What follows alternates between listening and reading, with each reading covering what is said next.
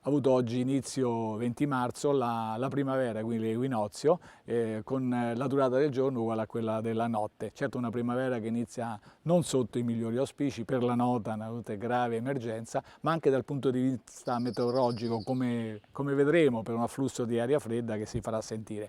Ma più in dettaglio prevediamo su tutto il Trevigiano per domani inizialmente una nuvolosità irregolare, spazi di sereno anche, però una nuvolosità che andrà a aumentare in serata, con possibilità poi in nottata di qualche precipitazione sparsa, ma anche nevosa, che scenderà sempre più in basso fino ad arrivare a 700 metri di quota.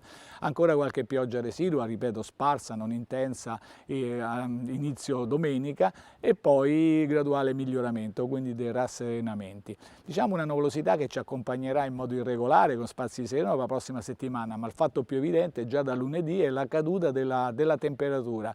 Quest'alta pressione che interessa l'Europa nord-orientale indirizzerà verso di noi un flusso di aria fredda, quindi avremo delle minime sotto zero, quindi delle gelate notturne un paio di giorni in cui la temperatura anche in pianura scenderà sotto lo zero e darà delle gelate, questo creerà sicuramente qualche problema. Le massime non andranno oltre 8, 10, 12 gradi, quindi scenderanno notevolmente rispetto alla condizione attuale. Poi nel corso della settimana, ecco, riguadagneranno valore, ma con qualche difficoltà, quindi con molta gradualità.